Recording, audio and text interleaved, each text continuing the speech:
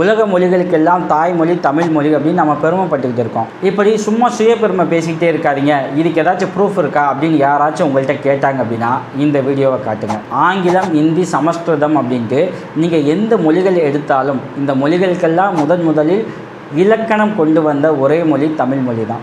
நான் சொல்கிறேன், நீங்கள் ஒன்றும் நம்ப வேண்டாம், அதுக்கும் ப்ரூஃப் இருக்குது. அதுதான் தொல்காப்பியம். உலக மொழிகளிலெல்லாம் மூத்த மொழி தமிழ் மொழி அப்படின்னா தமிழ் மொழியில் முறையாக வெளிவந்த ஒரு முழுமையான இலக்கண நூல் தொல்காப்பியம். தொல்காப்பியர் இந்த நூலை கிட்டத்தட்ட 2000 ஆண்டுகளுக்கு முன்னாடியே எழுதியிருக்கலாம் அப்படின்னு பல தமிழ் அறிஞர்கள் பேசிகிட்டு இருக்காங்க. யோசிச்சு பாருங்கள், அப்பயே ஒரு இலக்கணம் நம்ம எழுதியிருக்கோம் அப்படின்னா நம்ம மொழியோட சிறப்பு என்னவாக இருக்கும் அப்படின்னு. சரி, அந்த தொல்காப்பியம் அப்படி என்னதான் சொல்லுது? தொல்காப்பியம் ஒரு மனுஷனோட வாழ்க்கை, அவனோட உணர்ச்சிகள், அவன் எப்படி வாழணும் அப்படிங்கிற வழிமுறைகள், இப்படி எல்லாத்தையும் பேசுது. இதை 3 பிரிவாக பிரித்து பார்த்தோம் அப்படின்னா நம்மளால் ஈஸியாக புரிஞ்சிக்க முடியும். தொல்காப்பியத்தோட முதல் அதிகாரம் எழுத்ததிகாரம். இது தமிழ் எழுத்துக்களின் இலக்கண விதிகளை விளக்குது. தனிமொழினா என்ன, புணர்மொழினா என்ன அப்படின்னு அழகாக பேசுது. இந்த அதிகாரத்தில் நூல் மரபு, மொழி மரபு, தொகை மரபு, பிறப்பியல், புணரியல், உருபியல், உயிர் மயங்கியல், புள்ளி மயங்கியல், குற்றியலுகர புணரியல் அப்படின்னு 9 இயல்கள் இருக்குது. 2வது சொல்லதிகாரம். இந்த சொல்லதிகாரம் வார்த்தைகளை பற்றி பேசுது.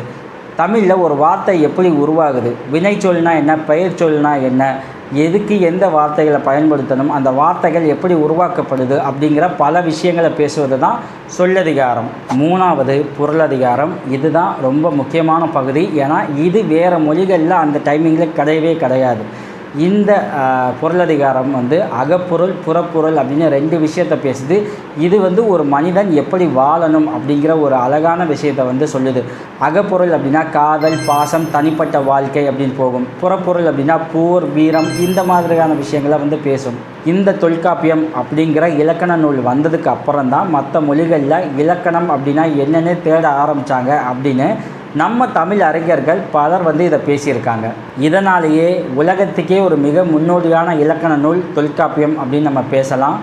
அப்போ தமிழ்மொழி எவ்வளவு சிறப்பானது அப்படிங்கிறதுக்கு இதை விட பெரிய எடுத்துக்காட்டு என்னவாக இருக்க போகுது? தொல்காப்பியம் அப்படிங்கிறது வெறும் இலக்கண நூல் கிடையாதுங்க. இது என்ன மாதிரியான ஒரு இலக்கண நூல்னா, தமிழனோட வாழ்வும் பண்பும் அவனோட வாழ்க்கை முறையும் எப்படி இருக்கணும், எப்படி அமையணும் அப்படிங்கிற பல விஷயங்களை இந்த தொல்காப்பியம் பேசியிருக்கு.